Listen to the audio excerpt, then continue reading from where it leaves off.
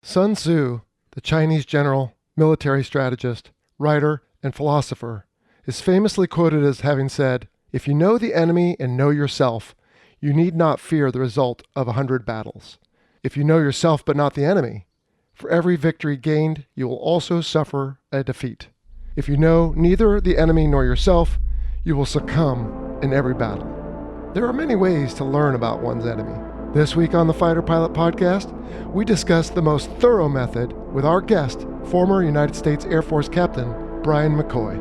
In the art of warfare, that's been going on as long as there has been warfare. Try to figure out what your enemy capabilities are, what he might try to do, and how you can counter it. And obviously getting a hold of their hardware is a big step forward in that regard. Welcome to the Fighter Pilot Podcast, the internet radio show that explores the fascinating world of air combat, the aircraft, the weapon systems, and most importantly, the people. Now, here's your host, retired U.S. Navy fighter pilot, Vincent Aiello.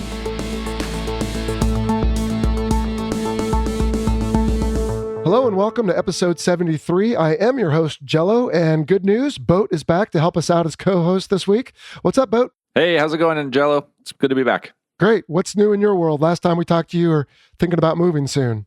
Same deal, just working through the process. Okay, outstanding. Well, let's see. The F-117 episode was a big hit last week. We had many votes for best ever. I don't know if it was the story at the end or just Robson in general, but thought it was a really great show. It was absolutely awesome. Yeah, I learned a ton. I had no idea it had the air-to-air capability, and obviously that was a surprise for many folks based on the comments that I saw. So yeah, it was a good time. Well, on that note, two big questions came out from listeners in various capacities, social media, email, wherever. One was that there was reasons it's still flying, and I believe there was an article. What can you tell me about why it's still flying? Yeah, so obviously that's a big highlight for people that aren't aware. And so from the article in the Tampa Bay Defense Alliance, it talks about them being placed in Type 1000 storage. And so from the article, I'll just read that just so that we have that clear. But it's an official Air Force statement that says, since its retirement from active flying status in 2008, the Air Force's cadre of F-117 Nighthawks have been maintained at their original climate-friendly hangars at the Tonopah Test Range Airport in Nevada. And per congressional direction within the fiscal year 2007 National Defense Authorization Act, the aircraft were placed in Type 1000 flyable storage for potential recall to future service. And in order to confirm the effectiveness of the flyable storage program, some of the F-117 aircraft are occasionally flown. So essentially, it's just making sure that the program, the Type 1000 storage program, is working as it's supposed to, and that they're ready, if they needed to, call those things back into duty. Okay. Well, as you and I are recording this towards the end of February, just last week, I had a chance to go out and visit the Aerospace Maintenance and Regeneration Group, AMARG, at Davis-Monthan Air Force Base in Tucson. And that episode will be coming up probably in early April. And we do talk about the different types of storage, 1,000, 2,000, et cetera. And so, yeah, the 1,000, I guess, is, hey, this is as ready as we can get. And so they're not out there doing red air, apparently, or any other super secret stuff. They're just flying because it's part of the upkeep. For sure. And then the other one was, well, hey, if it's not carrying the Sparrow, what type of air-to-air missiles did it carry? And in fact, we have a listener question about this, so let's play that. Hi, Jello. My name is Varun. I'm an airman serving in the California National Guard. I had a question about the F-117 episode. He mentioned the F-117 had air-to-air capabilities. And I don't know if I missed it, but I want to know what exactly was the air-to-air weapon of choice that it could carry to take down an AWACS. Was it just an AIM-7 Sparrow? I don't think it would be, considering that I don't think the F-117 had a radar. Was it the AIM-9, or could it be a special missile that we all don't know about? Thanks. Have a great day. All right, Boat. So I put this back to Robson, and he said, yes, they carry two AIM-9s, nothing else, super squirrely secret. Of course, AMRAAM weren't out at the time. Yep. And then Robson goes on to say, weapons were carried internally. Each weapon bay had a trapeze trapeze, I guess. Anyway, the weapons, whether it was AIM-9s, GBU-10s, 12s, 27s, or whatever, was attached to the trapeze by the ground crew. The sequence was the bay doors opened, the trapeze was lowered into the slipstream, and then the weapon was released or fired, and then it was retracted, all in about 3 seconds. And that reminds me of what Stretch said on our F-22 episode. I think it's very similar for that aircraft. Yeah, they kind of cant themselves out into the airstream and fire off, and off they go. So yeah, it's pretty similar. Well, that's good. And again, glad everyone enjoyed the F-117. We'll see if we can get Robson back on the show. Yeah, he was awesome. In other announcements, your wait is over, Boat. People have been asking, as far as this being the Fighter Pilot podcast, why on earth have we not covered the F-15 Eagle? And it's because we've been trying to get all the ducks lined up, and it looks like we have it. So we're announcing that March will be F-15 month. We'll have our regular schedule and the regular flow of these episodes, but we will play the F-15 in 2 parts, and then we'll follow up with F-15 Strike Eagle on the 3rd episode. And I just recorded that yesterday. I think it's going to be a really fun time learning all about the F-15. Sounds great. Excellent. Also, air show season is almost here. Thunderbirds did their flyover, as they always do, of the Daytona 500, and the Blue Angels will open their show season with the show at their winter home, El Centro, Southern California. And I and some team members will be out at that on March 14th, 2020. So if you are in Southern California or Southwestern Arizona, come on over and check it out. We'll be posting updates on where we are, or you can just look for the couple guys with the Fighter Pilot podcast polos. It's not that big of a show. You'll probably bump into us. And if you do, hopefully we'll have some gee-dunk to give out, and we'll just say hello. But should be really good. And it's the start for us of a busier air show season. We're looking at possibly setting up some booths and attending other air shows throughout the year. So, Boat, if we can find one near you, we're going to have to try to drag you out there as well. Well, actually, in my current capacity working at NORAD in Colorado Springs, I'm going to be attending a few non-military centric air shows. First is going to be the Fun and Sun Air Show in Lakeland, Florida, coming at the end of March, beginning of April. And then I'll be out at Oshkosh the end of July as well. Yeah, I think we talked about that last time you were here, and that sounds awesome. I'd love to get to Oshkosh. I don't know if this is the year or not, but we'll definitely have to see if we can coordinate our schedules and cross paths a little bit there. So good stuff. Definitely, yeah. All right, Boat, how about some listener questions today, bud? Yeah, sounds good. All right, so this first one I've been sitting on for a long time. It's a phone call. Let's play it. Hey, Jello. I'm John from South Florida, and my questions are about the F-18 Hornet and Super Hornet wings. My first question is, does the Super Hornet have an slight anhedral wing design, or is that just my eyes playing tricks on me? And my second and third question, does the F-18 have a symmetrical airfoil, or is it considered more of a variable geometry airfoil, because the camber of the wing can be changed by the flight control system moving up and down the leading edge flap and the ailerons? My third question is, are the flaps and ailerons and the leading edge flaps hinged differently on the Hornet than they are the Super Hornet? It looks that way in video and pictures, at least to my untrained eye. Thank you, and have a good day. All right, so John from South Florida, thanks for the question and your patience. Because we lost our former co-host who had the test pilot background, I actually put this to the Boeing company, and they were kind enough to respond. And so with regards to your questions, does it have an anhedral, or is it your eyes playing tricks on you? They tell me that the Super Hornet has 3 degrees of anhedral, which is about minus 3 degrees of dihedral, depending on which way you want to look at it. Whether it is variable geometry or not, they said the Super Hornet wing has no camber and is considered a symmetrical airfoil. The leading and trailing edge flaps provide variable camber for optimizing lift and drag for changing flight conditions. And then finally, the leading edge flap, trailing edge flap, and ailerons are hinged similarly on the Hornet as compared to the Super Hornet. Very good question. All right, Boat, let me put an email to you. This is from Dan Nedlinger, who asks, if you could resurrect any one dead individual involved with aviation, military or otherwise, to record a podcast episode with, who would it be? It doesn't have to be a pilot. It could be an engineer, an inventor, a tactician, etc. So what do you think? You know, one of the things that's always interested me has just been the creation or the invention, or however you want to label it, of powered flight. So I would pick, I guess I'm limited to one, so I'll pick Orville Wright, but I'll probably try to get his brother on there as well, and kind of just go through that initial first flight process and kind of what that experience was like and everything. I thought that's really fascinating. I've been out there to Kitty Hawk and have seen everything, but I'd love to have a chat with those guys. That'd be really, really awesome. No doubt. Yeah, that's cool. I've not been out to Kitty Hawk. I'd like to do that. So, yeah, I think this is such an intriguing question because there's so many mammoths in aviation, and certainly those guys are among them. Dan, I don't know. I think Boat took a good one. I would say Pappy Boyington would be a good one, although he's pretty well documented. Yeah. Eric Hartman from World War II. You've got guys from World War I. Even those two guys, I can't think of their names, but the very first recorded dogfight boat was two Americans who were basically mercenaries in the Spanish-Mexican War, and they were just flying around in old biplanes shooting at each other with pistols. that would be pretty interesting. That would be. But I think if I really had to narrow it down, even though we haven't done an episode on him yet, I'm kind of torn. It'd either be Robin Olds or John Boyd.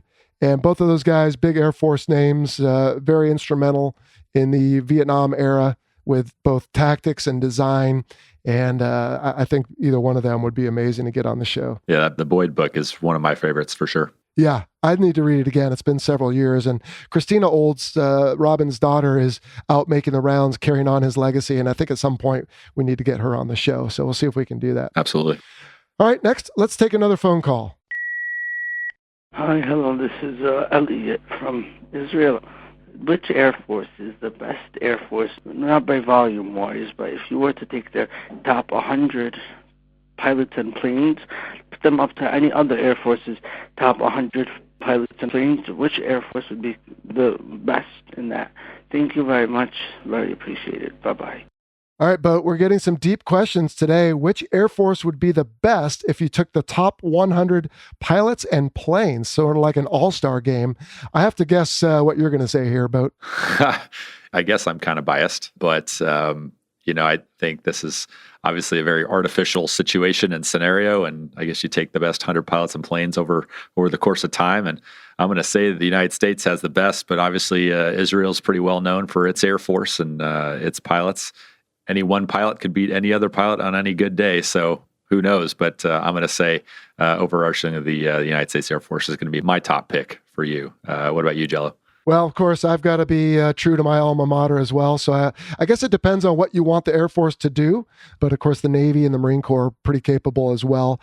Arguably, the F-22, I know, there's not even 100 of those. But yeah, if you were to really carve out your force there, Boat, I'm guessing you'd take pretty much all of those and then a handful of 15s and 16s. For me, it's not necessarily the best at any one of those, but a smattering of Super Hornets and Hornets and F-14s and all the guys who've got several hundred traps on boats, I think they're going to be, on carriers, I should say, are going to be pretty capable as well. But yes, like you said, the Indians have gotten better. The Israelis certainly battle-tested, and there's a lot of them out there. But yeah, it's just an interesting question. I appreciate that, Elliot. All right, last question then for today. This is from Brian. I think we heard from him last week from Rootstown. He says, are dumb bombs obsolete? Are there any advantage for using dumb bombs over smart bombs besides that they're cheaper? What do you think, Boat? I don't think dumb bombs are really ever obsolete. I think you have to look at what you're trying to accomplish because obviously, besides the cheaper argument, a smart bomb just may not be the right tool. So you have to look at it from what's the purpose of the device. So in this case, a dumb bomb. I can remember flying around in Iraq at various points. They'd changed the weapons on the aircraft. And depending on what they're trying to accomplish, we'd actually just use a dumb concrete bomb that was there to avoid extra collateral damage when trying to strike individual buildings in tight spaces. And so using the blunt force as opposed to an explosive, you were able to accomplish the job without damaging anything of the surrounding area. So it really comes down to what's the purpose of it. And you look at weapons over time, there are lots of weapons that have kind of been taken out of the arsenal, but not forgotten. They're just not useful, during that conflict because that tool just isn't the right one for the job. Yeah, I agree. And if for whatever reason, either weather or tactics drive you to low altitude tactics, then the good old, 500-pound bomb with the retarding fins, you don't need a necessarily laser or GPS kit on that. You can still get down and sling mud that way, as well as the B-52. Even as recently as Desert Storm, just dropping hundreds of bombs can be demoralizing. They don't necessarily have to be precisely planned, although there is a spot for that, certainly. So, yeah, I think they'll be around for a long time because they're just very simple and affordable. Not always what you want, but still a place for them, I would say. Definitely. All right, that will do it for questions for this week. Boat, any thoughts before we get to the interview today? So I've read both of the books that have been written about the Red Eagles, and getting to hear it in person or over the audio is a completely different experience. It's very amazing to consider the fact that all of this stuff was kept hush-hush for so long and kind of really only recently came out from behind the shadows, if you will. So yeah, it was an awesome interview, and I enjoyed listening to the stories and kind of the behind the scenes, if you will, that the books didn't cover. So it was great. All right, well, let's let Brian McCoy take it away. On the phone today from North Charleston, South Carolina, is former United States Air Force Captain Brian McCoy, call sign Lazmo. Brian, how you doing today, sir? I'm doing pretty well. How are you feeling? I'm great. Yeah, life is good here, and we're going to talk about some pretty interesting things today. In fact, I think we may have to keep our voices down, Brian, but anyway, we'll get to that in just a second. Tell us about you real quick. Where are you from? What did you do in the Air Force, and what have you been doing lately? Well, I'm from the upper Midwest, big farm family. Left there about as quickly as I could, joined the Air Force, and made my way to college in the Central Florida, and then on to pilot training. Managed to do well enough there to earn an F-15 assignment out of school. Okay. And went to Holloman and flew with the Black Sheep there. Was able to earn a invitation by the aggressors to join them when my time at Holloman came to an end, and flew with the aggressors for about 3 years, and then raised my hand to take part in another program that was very hush-hush at the time. Mm-hmm. But has since been declassified. I flew as bandit number 53 with the 4477th Red Eagles in a project called Constant Peg. Okay. And that's going to be the bulk of our discussion today, but we'll come back to that in a little bit. So you did that for a while, and then what? Well, then they shut the program down rather abruptly, and tried to wrangle a good assignment, and it just wasn't going to happen. And a few things going on in the personal life, so I decided to exit the Air Force, and promptly got hired by Delta Airlines and flew with them for quite a number of years. Okay. Just retired. And what keeps you busy these days? My wife and I operate a small business, basically package deliveries, and basically deliver anything that someone will pay us to take somewhere. And that keeps us pretty busy most of the time. Okay. When I have a few free moments, I play ice hockey with my son. I kind of like to say that he plays hockey, I just slide around a little bit. Okay. Now, you did say Holloman earlier. I don't know if that's come up on the show before, but we all recognize that as being in New Mexico. You sent me a little background on your family. You've got quite the pedigree here, both up your own side of the family and down, but also on your wife's side. A lot of military members, huh? Yeah, there's probably 10 or 12 or maybe more of us. Kind of the family business, I guess. Well, you're not from the McCoys like the Hatfield and McCoys, are you? Well, there was a expert in the field of genetics that we talked to once. He said there are so few McCoys that it's impossible for us not to be related. Well, I hear they still get together, those two families, but it's a little more cordial these days than it was back in the day. All right, Brian. Well, again, welcome to the show. Thanks for taking the time. We're going to talk today about Constant Peg, and I was making a joke about keeping our voice down earlier because, as you said, at the time, it was very classified. And of course, that's kind of a nebulous thing to say, but in other words, it was at the highest tiers of classification, but has since been declassified.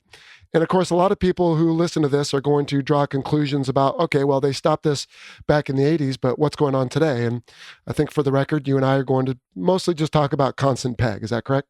That is correct. Okay. Not read in on any of the programs going on since I left. If any are going on at all, right? That's correct. That's okay. Total speculation. Fair enough. Well, on this show, we have, in fact, just even recently, we had an episode about air-to-air mission planning. And our guest, Bus, went into some of the discussion and considerations that are required to build a winning air-to-air timeline. And you were an F-15 guy, Lazmo, so you remember, right? You need to be able to do everything with your aircraft to employ and affect them before their weapons affect you. And I'm mindful of the Sun Tzu quote. He talks about knowing yourself and knowing the enemy. And I think we do a pretty good job in the United States and our allies of knowing ourselves, but it's really important to know the enemy. And there's different ways that we can do that. What can you tell us about the different ways we get information on our adversaries? There's a couple ways I'm thinking of. Well, there are several methods, actually. Probably the best is human intel, HUMINT. That's just face-to-face interaction or observation close up. We also gather information via signals, SIGINT, that radar returns when happen to be close enough, or radio information that is intercepted and can be deciphered. I had an opportunity when the Berlin Wall was still up to visit a facility in Berlin that was quite exceptional in terms of its capabilities. A big sponge, was it? Yeah. Okay. They did some real-time deciphering of radio calls and were able to determine what was going on in any particular segment of the airspace. Sure. So we have different ways of collecting things. And like you said, one can be people who are there and can give reports. Another is we can intercept the various things floating around in the airwaves. Another is, as I understand it, is just looking at pictures and just saying, if the wing is this shape, let's just talk airplanes for today, right, and the aircraft is this long, then I bet it can go this fast. And we have smart people that can just give us information or intel based on photographs. Absolutely. They can do a very good assessment. I think they tend to overstate the case in some cases. A couple airplanes that I think of were given a little bit more capability than the actual jet truly possessed.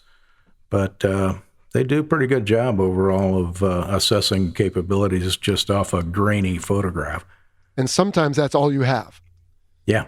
So it's better than nothing. And satellites... oh, yeah, sure. Satellites also provide tremendous intelligence when they are able to be utilized. Right. And of course, we have aircraft that are designed for collections, flying in international airspace and other ways of, which we don't want to delve too much into in the show. But what I was building towards is there's nothing quite like getting your hands on the actual aircraft, is there? Absolutely not. So we had a chance to do that in Constant Peg, but that was just the one we'll talk about today. But isn't exploitation, I mean, I have to think this is pretty much as old as warfare itself, isn't it?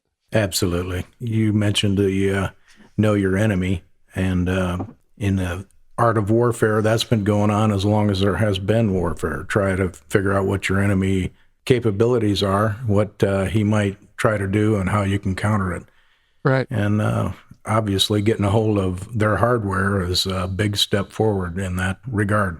Well, and it goes both ways, because I know from the little research I did before, but then of course leading up to this interview, that there was, I believe, an early AIM-9 Sidewinder that was sticking out of the side of a MiG-17 that didn't explode back in the late 50s, that they then landed and took it out and reverse engineered it. And that became the, I believe, AA-2 ATOL missile. That's correct. And then when we abandoned basically South Vietnam in the early 70s, we left behind a lot of F-5 at the time freedom fighters, which were taken into the Soviet Union and flown. I think there's evidence of them actually flying them in Soviet colors and getting what they could from. So I think this goes on both sides of any time you have any adversaries that are trying to get the advantage on the other. Absolutely true. Unfortunately, we hear stories of people selling secrets to other countries. As an example, I guess, of HUMINT again. Mm-hmm. Well, so Constant Peg, I mean, what can you tell us about this? First off, what aircraft were involved with this program? Well, I mentioned that I was bandit number 53, so I was not one of the very early guys. I showed up to Constant Peg in January of 1986. The aircraft we had at that point were the MiG-21 F-13 Fishbed and the MiG-23 Flogger. Okay. There were a couple different versions of the Flogger and also a couple different versions of the Fishbed that we operated. So you weren't one of the early fellows on the program, and I believe didn't one of the early fellows, or maybe the commanding officer, write a book about this? Yes, Gaylord Peck wrote a book. He was fundamental in the forming of the constant peg program. Okay. In fact, his wife's name is Peg, and that's part of why the name got its name. Okay. All right. So by the time you showed up, this was pretty well established. But when you got there, what was kind of the point of the program? What was your participation in it? Well, by the time I showed up, the airplane had been fully exploited in many different phases. And we pretty much knew what the airplane was capable of and what it wasn't capable of. So our emphasis was in showing the aircraft to frontline Blue Force pilots and just give them the opportunity to be there right next to it and see it live and get the opportunity to watch what it can do and what it can't do. And we would demonstrate some of the different capabilities it had. Right. That was really the biggest function of our whole mission, was just to show them the airplane, play a little bit of airborne show and tell. Gotcha. Because we can go out and fight, in a modern age, in my F-18, I would go out and fight against F-5s or F-16s, but there's obviously nothing like fighting against the real aircraft. Absolutely. I mean, Yeah. the whole idea was to give the young guys the opportunity to see the airplane up close and personal, to kind of get over that buck fever feeling that you have, because you've studied this airplane, you've thought about it, you've anticipated what it would be like to see it, and then to actually see it is kind of a holy cow moment that you can't prepare for it. You really need to see it. I remember the first time I did, it was just jaw-dropping. No, I can imagine.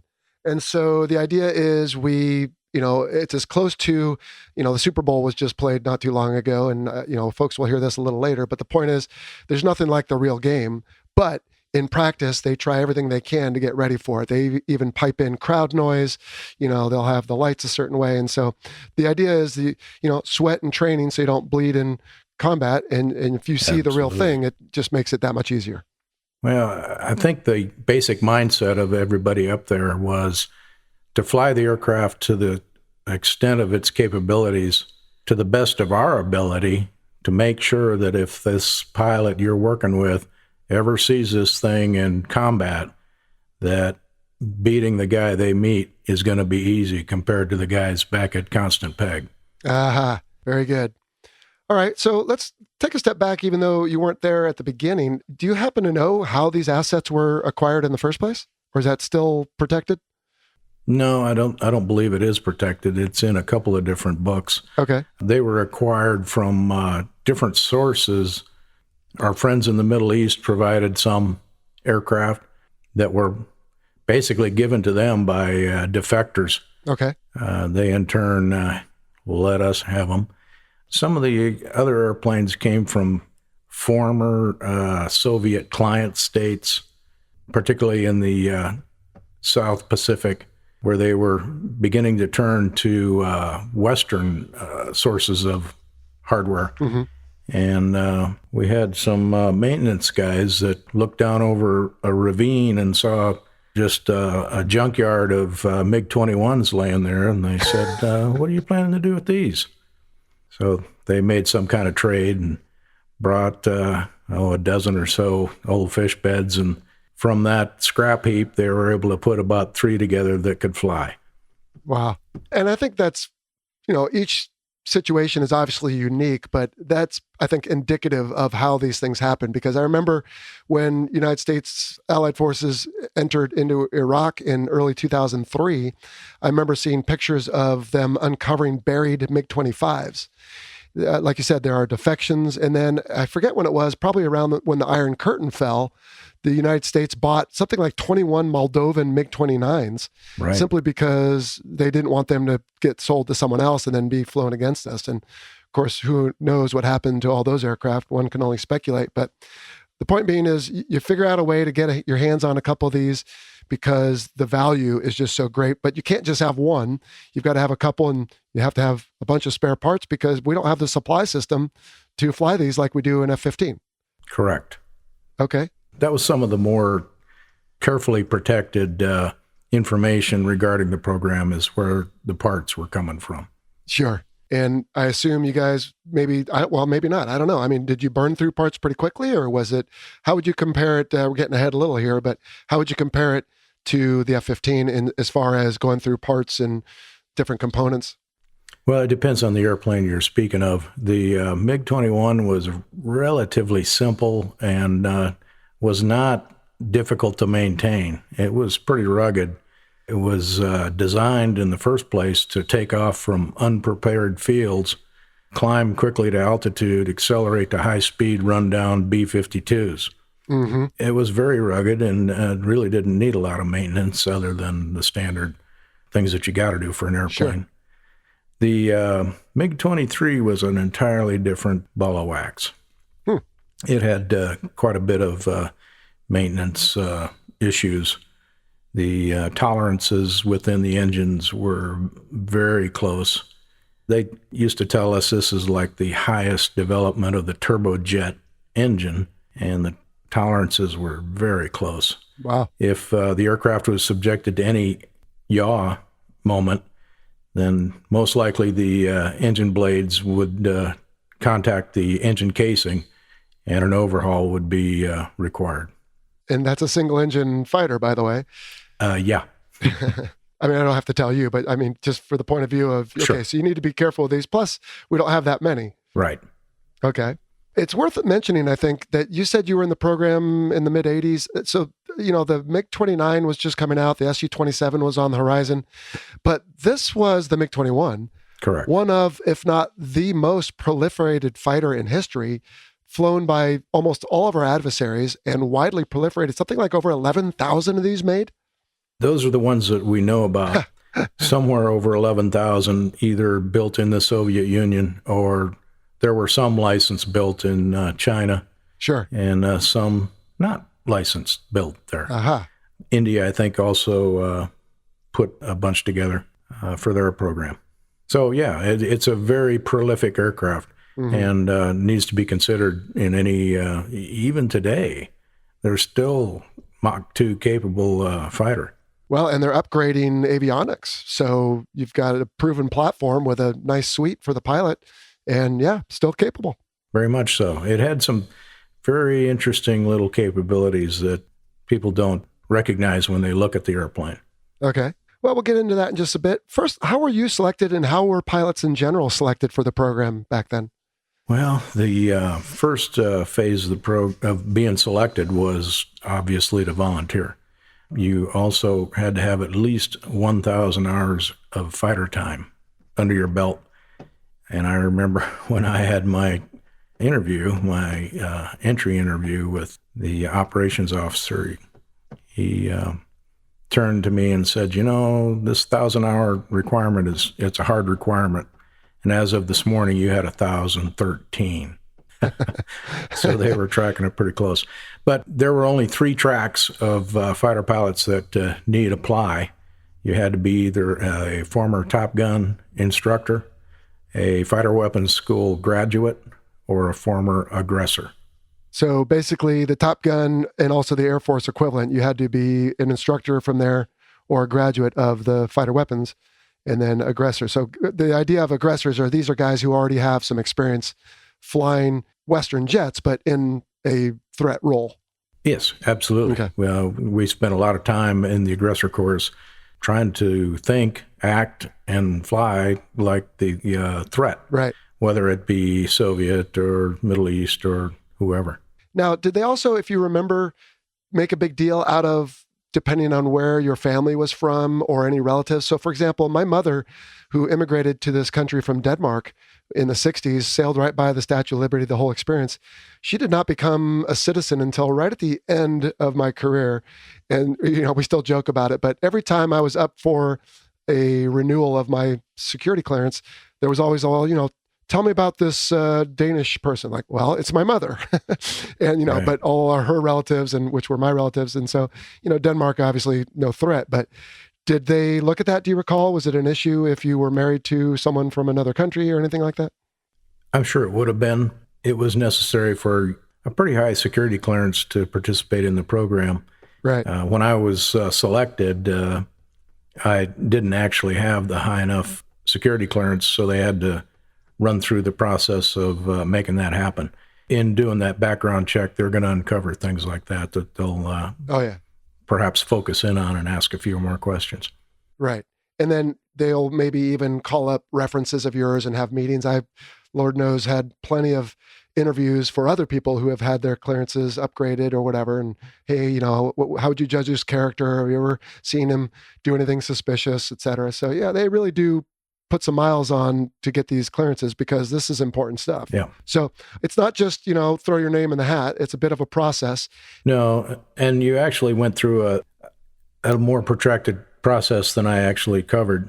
The operations officer was the first interview you had, and really most important. If he liked you, you were pretty much in. Okay. But you also had to speak to the wing commander, who was a brigadier general, and also the Nellis Tifwick Center commander, who was a 2-star. Those were kind of rubber stamping, but they could have shut you off too. Sure. Well, and it's partly for the applicant to know that, hey, this is serious, so you're going to go see some high-ranking folks. Yeah. Okay. And also you had to show up day one before any of those interviews, and you had to have a good reputation as a fighter pilot. Sure. If they didn't think you knew what you were doing in the air, you wouldn't get through the door.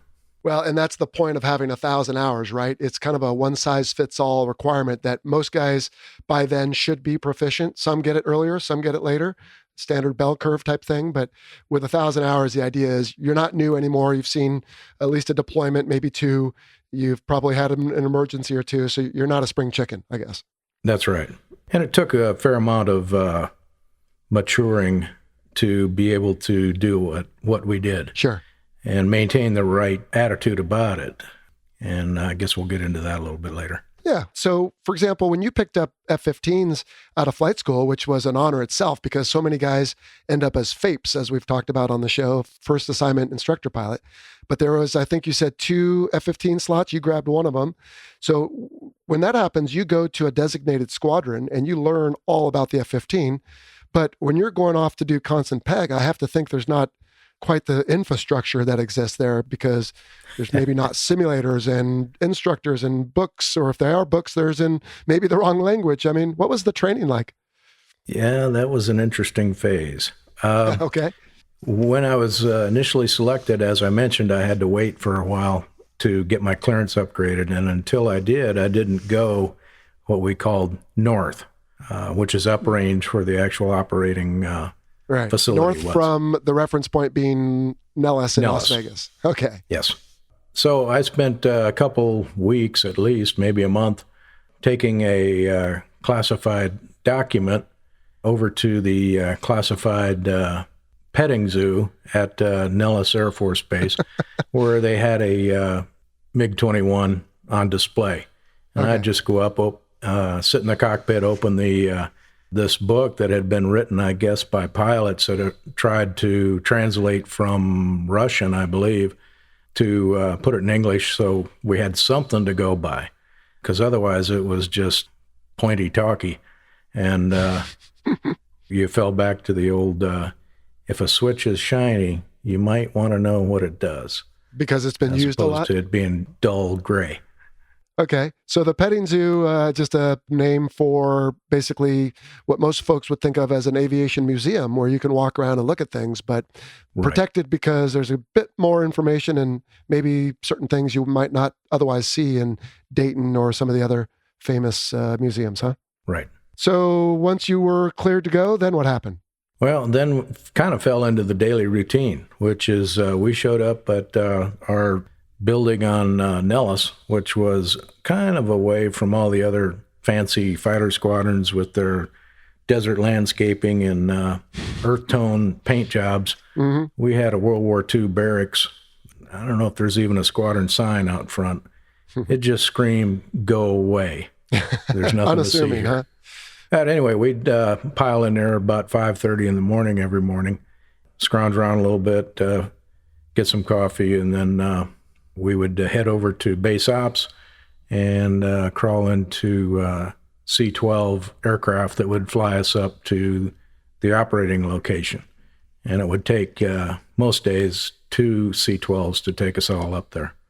So this was an austere location, and so if folks didn't live there, you had to commute, basically. Well, that's actually kind of a misnomer.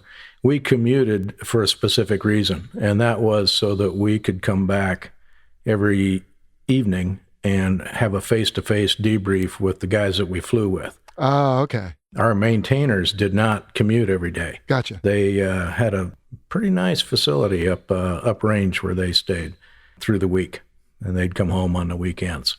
Okay. Well, the more austere location away from any civil type amenities, I guess the better they have to make what you have. So I'm sure they did it upright for those guys. Okay. All right. So you'd go up in the morning, come back in the night. And when you first got there, you went up to do your training on site. What was that like? Well, that was a little better than just sitting with a book in my lap, guessing. Mm-hmm. I had an instructor, and we just go out to an airplane and sit, and he'd point out things that he knew about, and I could ask questions of anything that occurred to me. And it was pretty much, as you mentioned, there's no simulator. There's no formalized briefing where you go from slide to slide to Right. be shown what is going on. You just pick it up as you encounter it. Well, and the older guys are going to point it out to the new guys, huh? Yeah. Just lead them around and show them what they need to know. Fairly early on in the program, they had us go out and do an engine start. And just going through that process was quite educational. And I remember my instructor, I'm sitting in the cockpit. My instructor's got his head in from a ladder that's been pushed up to the side. Mm-hmm. And the crew chief has his head in, I can't really see anything. I got these two guys in front of me, and I'm trying to see what's happening. But that was the beginning of my education about who really owns the airplane. Yeah. The crew chief would let us take it out every now and then and fly it, but it was his jet. Uh-huh. And there was, I'm guessing, no two-seat versions of these 3 MiG-21s that you had. No, we had only single-seaters. Okay. So you started up on one event, and then I'm guessing maybe on the next event you might go taxi around a little bit? Yes. Taxiing was quite a challenge in the airplane. Really? The brakes were air-powered with compressed air, and there were no toe brakes. It was just a single handle on the side of the stick that looked like it had been pulled off a 10-speed somewhere. And you pulled that, and it would port air to the main brake system. Wow. The nose wheel castered. It would do a 360. Oh, gosh. There was absolutely nothing to prevent it from doing that. And the only way to actually steer the airplane was to have some momentum, and then you could depress the rudder pedal in the direction you wanted to turn and then hit the brakes, and that would pull you around. So the first couple times you go taxiing it, your call sign was zigzag for obvious reasons. Well, like you said, on-the-job training, right? Yeah, absolutely. Okay. As you got a little more proficient with it and confident with taxiing the airplane, you learned that if you got it going about 30 knots, the rudder was very effective, and you didn't need to use the brakes to steer. You just use a rudder. Did it have a drag chute as well? We're getting ahead a little bit, but when you landed? Okay. The Chinese version of the airplanes that we had factory-installed drag chutes. The earlier Soviet design, they found a place near the rear of the airplane to pack a parachute, so we had drag chutes in all of them. Okay, which helps. I'm guessing no arresting hook for the long field barrier. Actually, there was substantial arresting gear. Oh. I can't remember the designation of it now, but it was kind of a Navy-style barrier. You mean at the field or on the airplane? Well, we did not have a tail hook. Okay. It was basically a cable system with straps that would capture the airplane. Oh. And they said it had been tested with an F-14. Almost like the barricade on the carrier. Yeah, Okay. exactly the same. So it engulfs the airplane and keeps it from going off the runway or flipping upside down or anything. Okay. They don't like go a barricade. four-wheeling very well. All right. I hope nobody ever had to try that. No, but we used it. It was always raised at the departure end of the runway. All right. So what was your first flight like? That must have been pretty Oh, interesting to man. line up in position there. And Well, I was flying one of the old Soviet birds, and it has kind of a Rube Goldberg ejection system. When you pull the handle, a 57 millimeter mortar shell goes off, and it kicks you out, and it brings the canopy with you. With all this going on, you had to provide additional clearance between the top of your head and the canopy, or part of your head might not be there when you're all done. not optimal. No. So you had to sit about 6 inches below where you would normally sit. And the airplane's got a pretty high canopy rail anyway. Mm-hmm. So I go blasting off down the runway thinking, boy, this is kind of cool. And I get to rotation speed and pull the nose up, and the whole world went away. And I just, that's about as close to being panicked in an airplane as I've ever been. Because all of a sudden, I just feel like I'm in this cave, and I'm trying to fly it. Now I'm airborne, and there is nobody to help me. I got to land this thing. Mm-hmm. So what happened? Well, what happened is the first thing you do is you climb out, clean up, and climb to 10,000 feet over the field and fly a simulated flame-out pattern. Mm-hmm. So you come back around, maneuver a little bit, and get lined up with the runway. Right. And then you go around from that. And my chase pilot, who is my instructor, said that was the first radio call I made, was when I asked to go around. Even though I should have made several prior to that. Okay. Well, you were overcome by events, I think. Sounds like. Oh, yeah. All right. I was about 2 miles behind the airplane. Well, and again, this is why there's not brand new pilots flying these things. So what, a couple flights down and you're King Kong in this thing? Yeah, it takes a while. The airplane Okay. is very alien in its appearance, in some of the systems, and some of the ways that it interacts with the pilot. The man-machine interaction in the old Soviet birds was, the whole thing was kind of a Rube Goldberg operation, trying to stash an American pilot into a Soviet jet. Very little of the instrumentation was not factory installed. We had a radio, of course, a transponder, an altimeter, an airspeed indicator. That's about it. Everything else was... Day VFR, huh? Yeah. Well, absolutely. The attitude indicator worked backwards from what you're used to. You're used to the airplane is bolted to the floor and it moves around the world. In the Soviet airplane, it's just exactly the opposite. So they said, "Thou shalt not fly in clouds." Yeah, I would think not. For obvious reasons, might fall back to your experience. Sure. And that's one nice thing about the Nevada desert is it's generally pretty good weather, although you can get some afternoon thunderstorms. But I imagine you guys looked at that pretty closely. We stayed at clear clouds for the most part. There were thunderstorms sometimes that affected us. We didn't want to stray too far. Another requirement was that we always stay within visual contact of the airfield. Oh. So we could navigate ourselves back that way. And you said you had a chase pilot that was your instructor. Was he also in an asset or was he in something else? He was in a T-38. Okay. So you guys were dual qual. Yes. And I'm guessing by then you'd had enough experience in that in flight school that it wasn't too big a deal to jump in that? Oh, not at all. That was like old home week to jump in a T-38. Great. Jump in, push buttons, throw the throttle up, and drop the flaps, and away you go. All right. Well, so let's shift gears a little bit real quick, Brian. We talked about your training, and certainly that's important because you're the one that can ball this thing up if you do it wrong. But there's another half of this equation, or maybe more than half, which are the folks on the ground. And frankly, they can cause you to ball it up if they don't do their jobs. But this, again, like the pilot training, is not something they're going to get in their basic training early on in their Air Force careers. How do those guys get picked, and how do they learn about keeping these things going? The maintenance guys were all handpicked. I'm not sure how, frankly, they went about convincing somebody to come on out to the desert. You'll We got great vending machines. yeah, spend all week uprange, and then you'll see your family on the weekends, and you'll do this cool stuff that you can't tell anyone about. yeah, it's all secret, man. They maintenance guys were just phenomenal. Mm-hmm. They were handpicked, and they all knew what they were doing. Obviously, they had to adapt their experience for the job at hand, Mm-hmm. because turning a wrench on an F-16 is not the same as turning a wrench on a MiG-21. Right.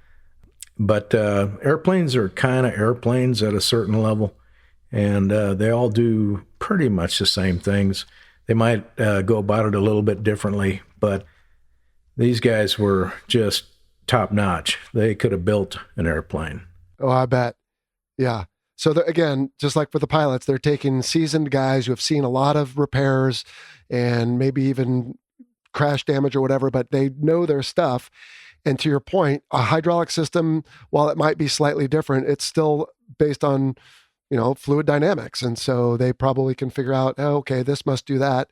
And then to your point, they probably can replace things or fabricate something or do whatever it takes, huh? Absolutely. Yeah, they could fabricate parts if they didn't have them readily available. So it was important to have skilled people, and that's what we had. They were awesome. Of the three, and let's just stick with the MiG-21 for now, of the three, how many were generally flyable at a time? Were they typically being worked on, or were they up? How was that? They were pretty much up. The MiG-21, again, was pretty simple.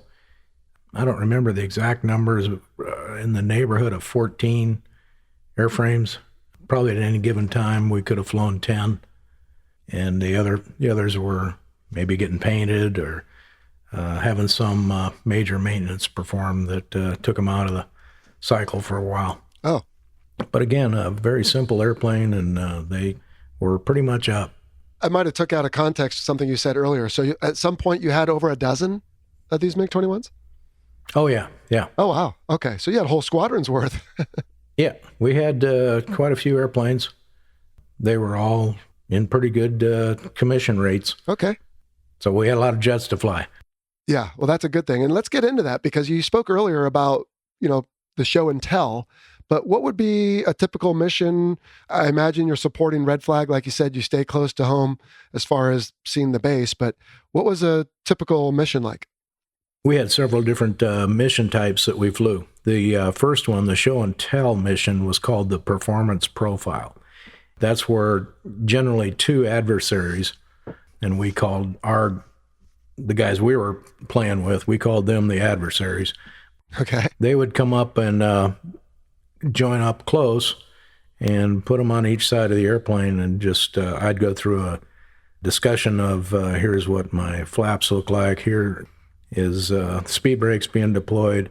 Why don't you stack down low, and I'll tell you when I lose sight, and ease back, and I'll tell you when I lose sight, and that kind of thing. Mm-hmm. So they could gain an appreciation for just how difficult it is to see out of that thing. And, you had to do all this without calling a spade, because you say, this damn MiG is doing what it does. You can't really say that on the radio, because Right. then you're broadcasting what you're doing. And our covers were the MiG-21 was the F5. Okay. And we'd use that as a cover story. And we'd go through an acceleration exercise where we'd start at 300 knots, ready, burners now, and just accelerate out 500 or 600 knots, or until it is pretty obvious who's winning the race. Mm-hmm. Then I would put somebody in trail and tell him to just follow me around this turn and keep your nose in lag, because my turn's going to get much smaller here in just a moment. And I'd give him a good 5G turn, and the airplane loses about 1 knot per every degree of turn. So turn radius is a function of airspeed as much as anything else. Mm-hmm. So the turn radius would shrink substantially, and I'd keep it going till usually about 250 knots, and then I'd start the nose up, and show him what it can do when you get down really slow to 100 knots or so, and just do a hammerhead stall, coming right back down the same air I just disturbed going up. And I try to do that with both adversaries, so they both got a good chance to see what the jet could do. Mm-hmm. And usually by that time, I was out of gas. Ah, it didn't carry much, did it? It didn't carry much at all. I flew the airplane 287 times and logged 134.5 hours. That's like less than a half hour each. Yep. Oh, wow. Yep. Okay. So you're out there doing kind of the dog and pony show for the U.S. Air Force or Navy or Marine Corps or whoever, but the good guys that you're calling the adversaries. So we have to be careful not to get ourselves too tied up. But the idea is that they can see it in these different things, see the performance, and just become more familiar. It takes things they've learned in the book, and now it puts it in practical real life experiences. Yes. Okay. And that was probably our most important mission, the performance profile. Mm-hmm. Following that, once they had a performance profile with us, we could take them out on a BFM mission, where we were always defensive. We put them on the offensive perch, generally at 8 o'clock or 4 o'clock, and about 9,000 feet out. Mm-hmm. 400 knots on each jet, about 20,000 feet, ready, fights on. And then just take it from there and see what happens. Gotcha. So using, just real quick, an analogy of a clock face, if your MiG-21 is at the center, the fulcrum, if you will, not the mixed aircraft, then the fighter would be over, like you said, at the 8 o'clock, but you're both heading in the same direction. So let's say you're both heading up or at 12 o'clock. And then at the fights on, the blue, in this case, or the American fighter, has an advantage based on the position relative to you. Absolutely correct. All right. And so the idea was then to observe how the MiG-21 fought when you start off in an offensive position. How did that normally go for you or for them? I mean, I guess it's obviously connected, but how would that usually turn out? We had an in-briefing for everybody when they came in and gave an academic session of just how to attack that particular aircraft. And we'd tell them, don't crawl in the phone booth with him. And generally speaking, guys, about 2/3 of the time would listen to what we had preached and stay at arm's length away from us, let us go ahead and dissipate our energy and slow down and let that magical reducing turn radius happen, and then just lob in ordnance of their choice. Once we were completely out of energy, they could taxi in and gun you if they wanted to. Okay. It became less and less you could do about it. So about 2/3 of the time that they would do that, there was always a certain number that wanted to go where they were told not to go, just to see what would happen. Okay. And those fights usually got pretty interesting. They'd crawl into the phone booth with you, and we did pretty well in that arena. Really? Yeah, surprisingly so. If they would maneuver in a little bit close and have too many angles built up, mm-hmm. the MiG could trap them in lag and force them around to where they're kind of in a Luftberry situation with you, mm-hmm. and still maintain enough nose authority. Even though your airspeed is silly slow, under 100 knots, you can still crank the nose up pretty substantially, and the rudder's fully effective. Wow. And it was a surprisingly capable jet once it got into that slow speed arena. Well, considering it goes over Mach 2, usually that is a trade-off you'll see in fighter designs, particularly fighters that are now 70 years old, I guess about 30 at the time, but to have both of those is pretty impressive. Let me ask you, what would you have as a simulated loadout? Were you guns only, or did you have an IR capability? Well, we didn't actually have a gun camera that operated. Okay. So we couldn't document our shots, but we would simulate ATOLs and guns. Just based on nose position, effectively? Correct. Okay. So did you ever do, that was, you said, defensive perch. Did you ever swap roles and let the blue fighter try to fight his way off with a MiG-21 that shows up all of a sudden at his 8 or 4 o'clocks? Yes, on occasion we'd go offensive. Sometimes because of fuel considerations. There was one fight against an F-15 fighter weapons school instructor, where we were at the end of range time and I didn't have much gas left, and we could start a fight, but it wasn't going to go very long.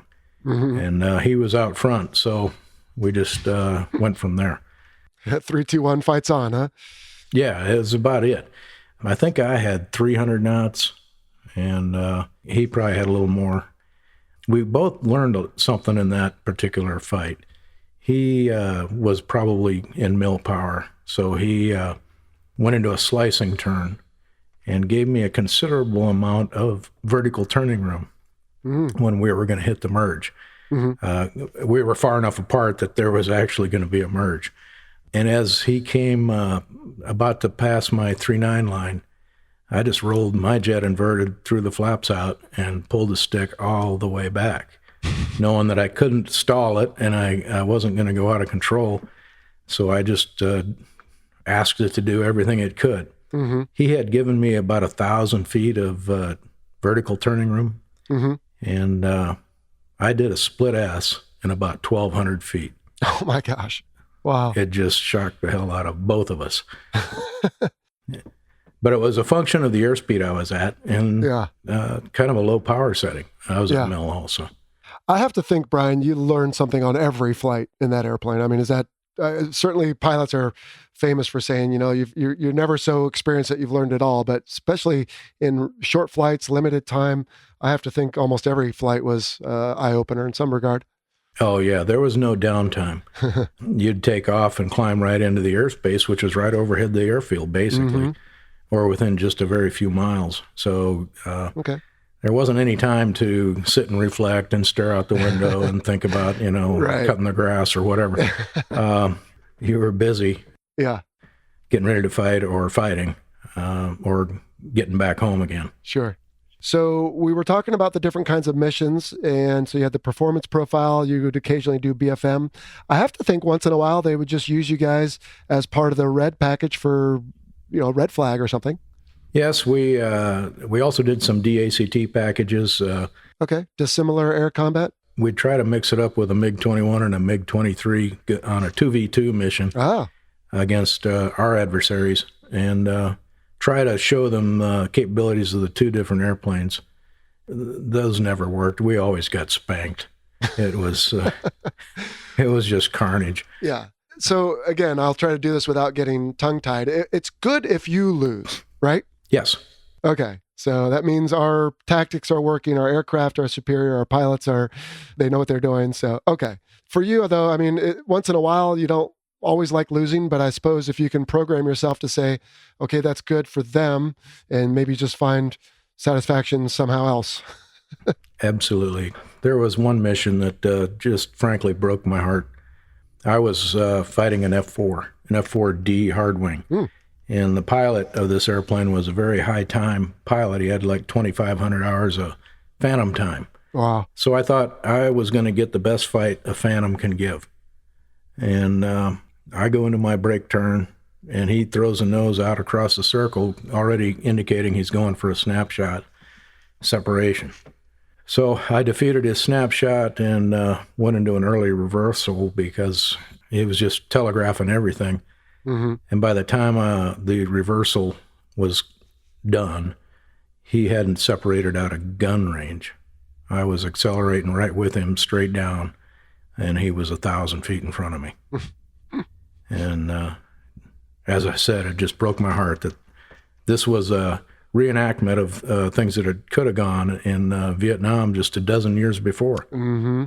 Which MiG-21s did come out victorious in some of those engagements. Yeah. Okay. Too many. True.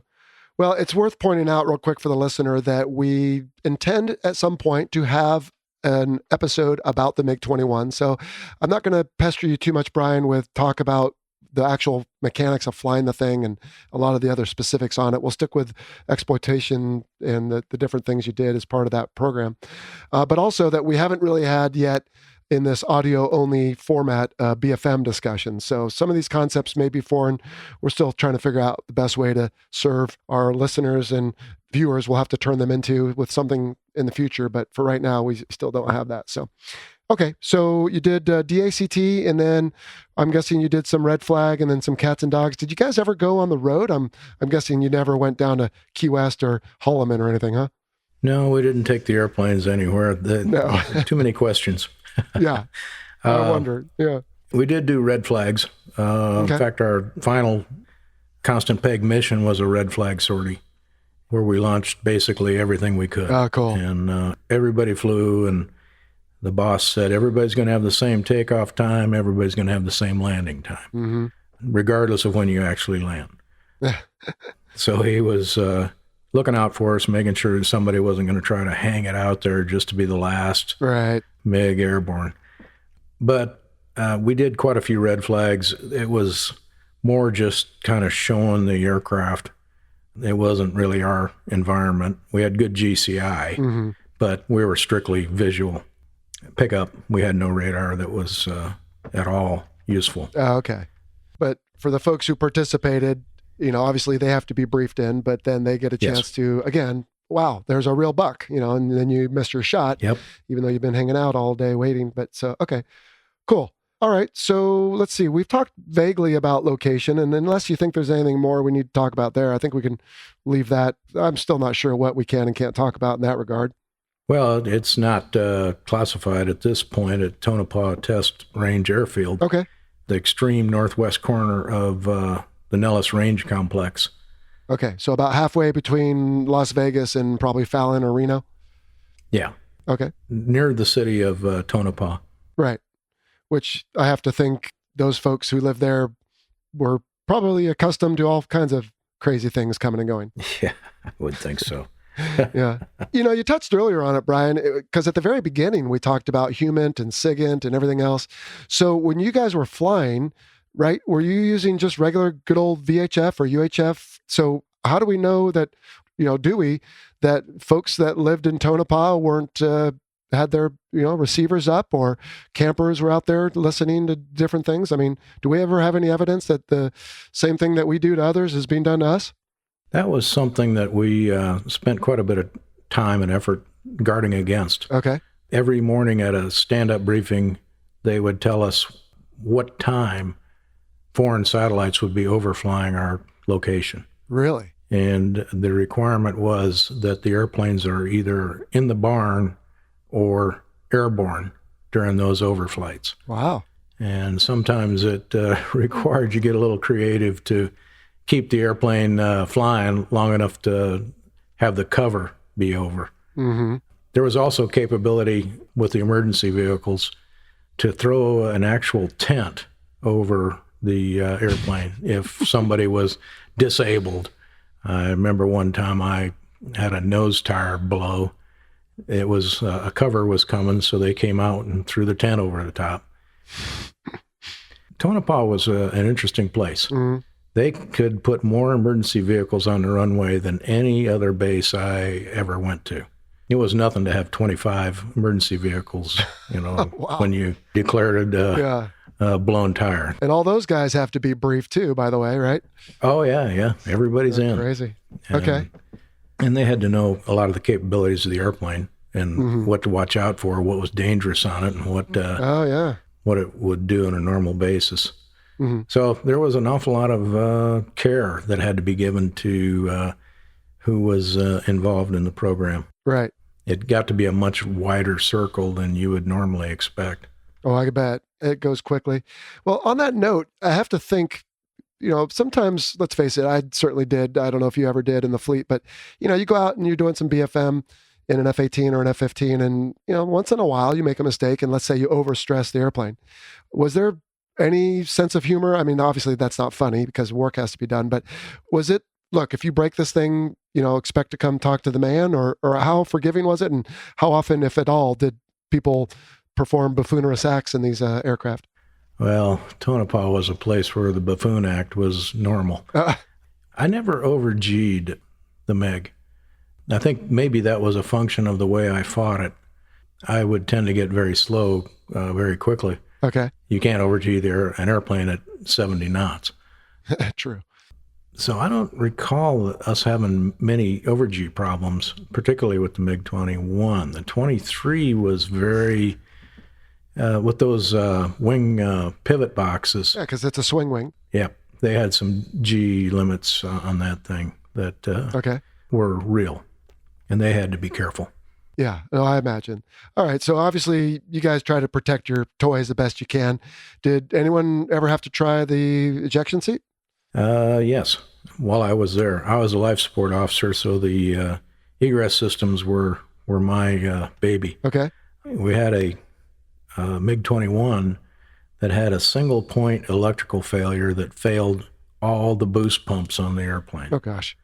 And oh, by the way, when you set up in a glide, the fuel tank is located below the fuel pull-off point, so gravity feed doesn't work unless you decide to fly inverted. So anyway, he did everything right and came down and did a flyby past the runway, but our procedures were also wrong as far as lowering the landing gear. And I can't remember now exactly which was supposed to be done first. Either you lower the mains and then blow the nose gear down, or vice versa. But he did what was our known procedure, and it ruptured the hydraulic lines, so he was never going to get main gear extension. And he wound up just doing a nice flyby past the runway and pulled up at the end and ejected. How did he make out physically? He did very well. It was one of the Chinese aircraft. They had a very much improved ejection seat. It was rocket powered and not 57 millimeter. That's crazy. But he came out, and the only thing that happened to him was one of the straps from the seat came up and hit him in the lip. Oh, ouch. But other than that, he was perfectly fine, walked away from it. All right. The jet, not so much. Okay. Well, if it had crashed anywhere else other than in the range that's relatively protected, I'm guessing, did you have a crew of folks that were to descend on it very rapidly to try to keep things under cover as best as possible? There was a large security force there. And again, more people have to be read in. Oh, yeah. They were there really before anybody else got there. Mm-hmm. Some of the rescue folks beat them, but that was about it. Brian, I wrote down the word foreign earlier as you were speaking, and I forgot to come back to it. I'll do that now. Foreign satellites. So was anyone else, and by anyone I mean, we have a couple allied nations that are as close to us as anyone. Did anyone else play in this, or did you literally mean any other satellites, or just enemy satellites, or, who was involved and who did we keep this from, if I'm not wrapping that up too oddly? The Constant Peg program was for United States aircrews only. If a French satellite flew over, we were under cover. Really? If a Canadian satellite was going over, we were under cover. It was not a program that was open to anybody but Americans. Wow. And in fact, I almost got in trouble. Well, I felt like I was going to be in trouble. You mentioned road trips. We did have we took a road trip with our classified briefings. And I took a classified briefing to Patrick Air Force Base and set up to give a briefing, and it's very clearly aircrews only. Mm-hmm. And a full colonel of intelligence type was sitting in the front row. So it fell to me to go down and ask him to leave because he was not an aircrew. Did not. You were a captain wings at the time, I'm guessing? Yeah. Well, that's where a little diplomacy can be useful. Tact. Oh, yeah. Wow. All right. So, that was in the 80s. I have to think today, and again, we're not going to wax too poetic on what's going on today, but goodness, I have to think there's a lot more satellites up there now. You guys almost wouldn't be able to come out. Yeah, that's probably almost true. Some days were worse than others. Mm-hmm. Sometimes we had 4 or 5 covers, and sometimes we had 6 or 8. Yeah. Brian, this has been fascinating discussion. We've been at it for already over an hour, but time just seems to fly. For your participation in the program, what are some key takeaways in your mind? Like, what did you see as being the strengths or the benefits of it? And when you went back, of course, you had a different experience, but for your peers who went back to the fleet, what do you think were some of the takeaways for them as well? Well, I think they gained an entirely new perspective on aircraft capabilities. You look at an F-15, and if you imagine a MiG-21 next to it, there's no comparison as to the capabilities. And yet, if you were to start a fight, line abreast, 2,000 feet apart, slow down to 150 knots, ready, fights on, the MiG would have a pretty good opportunity to win that fight. Wow. I think it gave us an appreciation for BFM, the finer points of it, and the absolutely central theme that came out of it was that it's not the machine, it's the man in it that really determines how this fight's going to go. Right. The more I fought different types of airplanes, the more I realized that that's absolutely true. Well, yeah, there are, I think, several famous quotes about that. We used to use one at Top Gun all the time. And so that's true. And I think getting back to the beginning, that is why so much of the collection efforts are about, well, how much are they training? Do they fly at night? Do they use night vision goggles? What type of tactics are we seeing? Because you can take an airplane and put one person in it, a pilot, and then a different, and of course, it's very capable. But I think to your point earlier, you said the idea is that if you fought one of the guys in your group and came out okay, then you should be okay just about anywhere in the world if you face this aircraft. Is that true?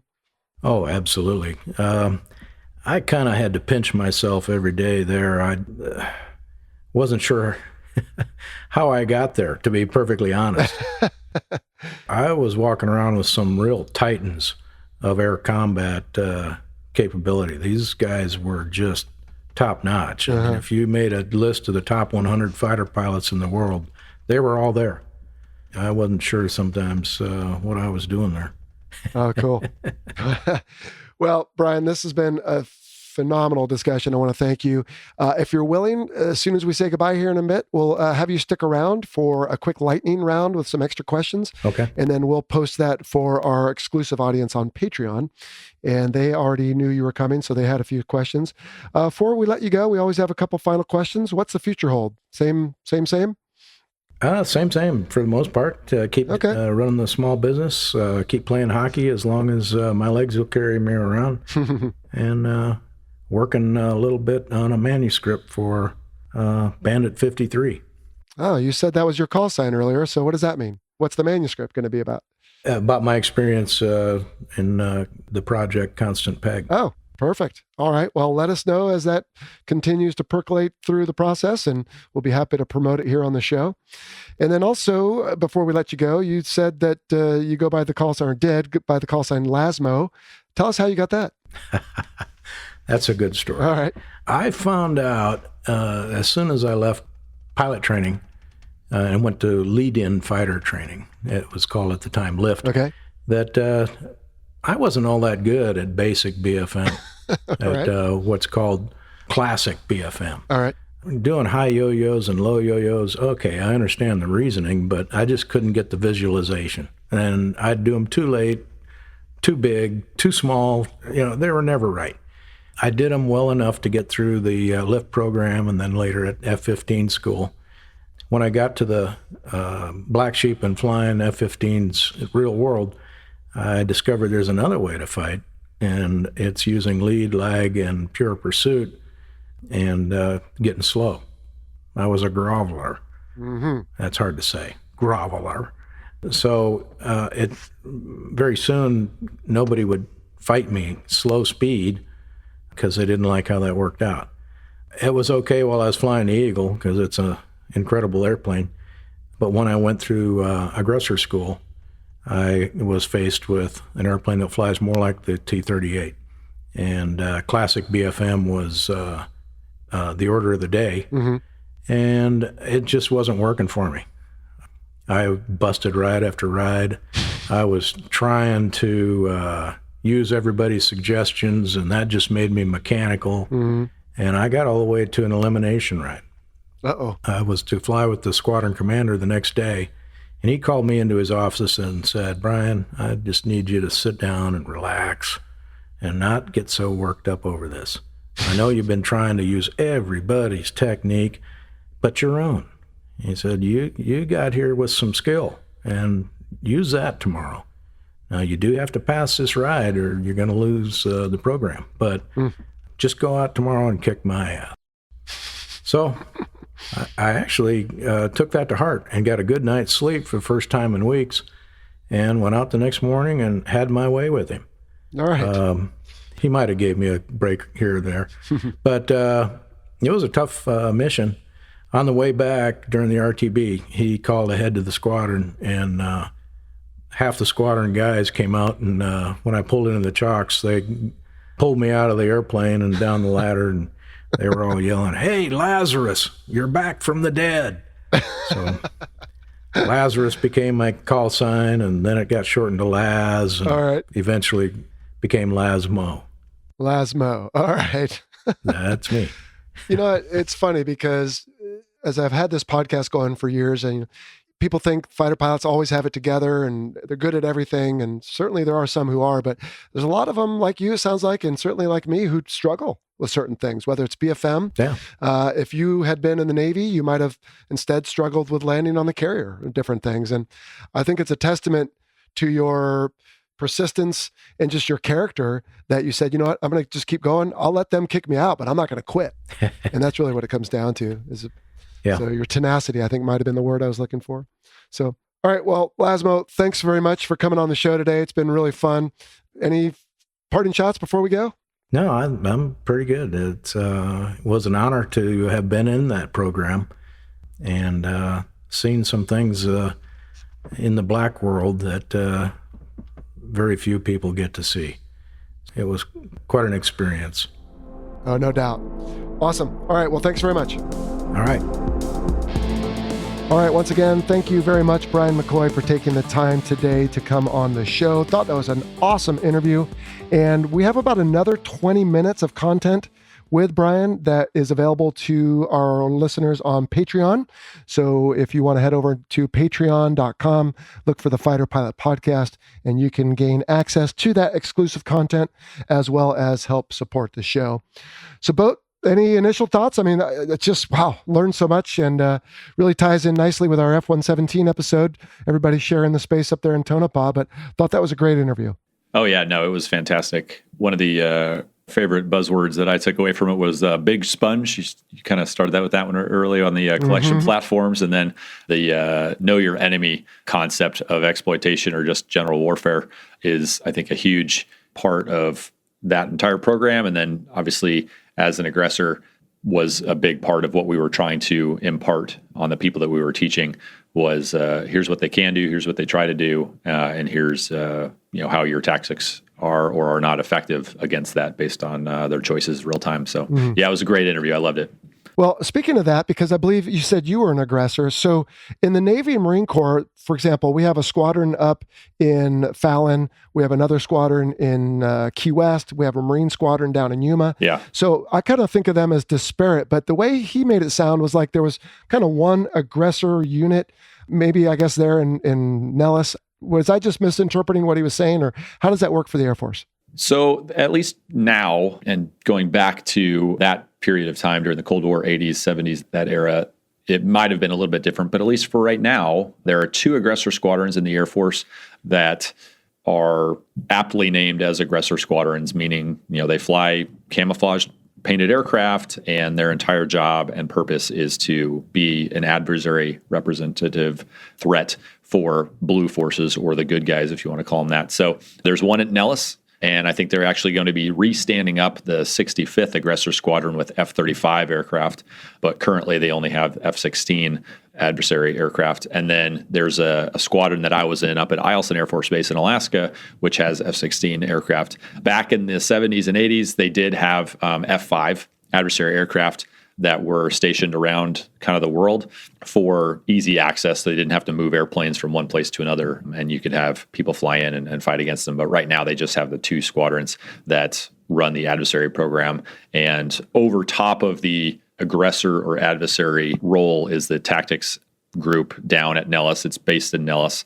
And so each of those 2 squadrons works together to come up with a common set of standards to work from. And that's what then goes into our threat manuals that the blue forces around the world use to better train against what they would see in real war. That makes sense. And I think it's similar for us. We have now Nautic that is, as I understand it, the adversary lead and provides those guidelines. Like you said, it's what we base our understanding on, what we think threats will do. So we'll make sure we all replicate it the same way. Absolutely. Yeah, exactly.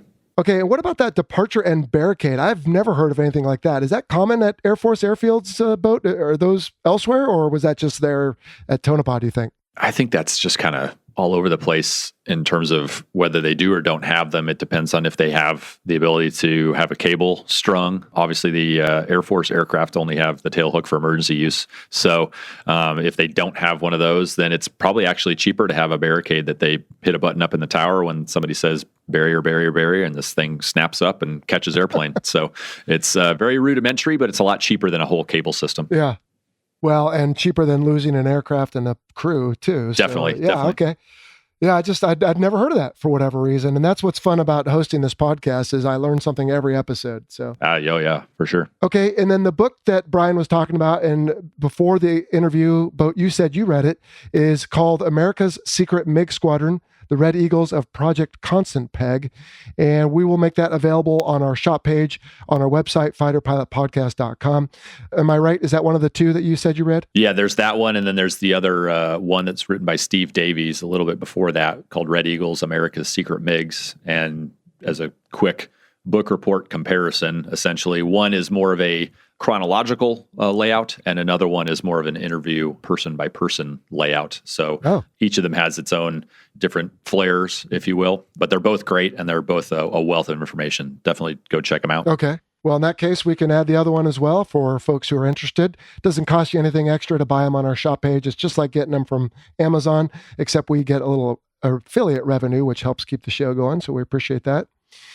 Again, regarding possible current programs, honestly, at least I, in my civilian capacity now, don't know anything more than the rest of you listeners for what you see in the media. But one thing that occurred to me later, but you're probably aware of this, is like, for example, when Wang Chung, our former guest, came back to co-host our MiG-29 episode, he talked about having the opportunity to go to Malaysia in his F-18D squadron in the Marines and fight with the MiG-29s there. I know we've sent jets in the past to Cope, India, and remember when the Iron Curtain fell, the Germans had MiG-29s and they came and did a road tour with those Fulcrums. So I think a lot of this is just the ability to get to different events and essentially fight with folks that are flying these things. And there's a lot of opportunity, sounds like. Oh, yeah. I mean, you go to any air show that has airplanes and you're going to see all kinds of different things. So that's obviously one place and one avenue of kind of viewing what's out there. But then, yeah, like you said, TDYs or bringing airplanes into your unit or going to see them at theirs, or major exercises like red flags, those airplanes are all over the place, and it's a really good chance to get to see what they can actually do. Even if it's not specifically designed for you to fight them, you can at least do the coordination and work with their pilots to figure out how they operate. Very cool. All right. Well, that will do it then for the interview segment, and we can transition into the wrap-up. As always, we'd like to thank our new Patreon supporters, Strike Lead Ben Main and Mission Commander Christopher Hiller. As a reminder, the views expressed in this presentation are the personal views of the hosts and our guest and do not necessarily represent the position of the Department of Defense or its components. The images affiliated with this episode are provided by the 10% True YouTube channel. Go over and check those guys out. And let's see, we'll see you all back here for F-15 month coming up in March. Boat, as always, thanks for coming back and helping out with the show. Yeah, thanks for letting me come back. All right, sure thing. Well, we'll catch you around. And for the rest of you, before you go, here's a quick reminder from our Wings Over America Scholarship Foundation friends, and we'll see you next time. Hey, don't forget, we have a great event coming up, Weekend for Wings, this February 28th, 2020 and February 29, 2020.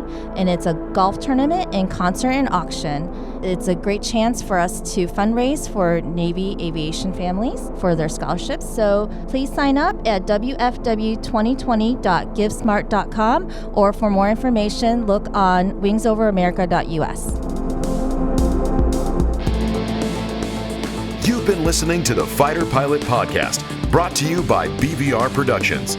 Got a question for the show? Send an email to questions@fighterpilotpodcast.com or leave a message on our listener line at 877-MACH-101. That's 877-622-4101. Be sure to check out our website at fighterpilotpodcast.com. You can also find us on Facebook, Instagram, Twitter, and YouTube. For exclusive Fighter Pilot Podcast content, check out our Patreon page. Please like, follow, and subscribe to the show. And don't forget to share us with your network. Thank you for listening.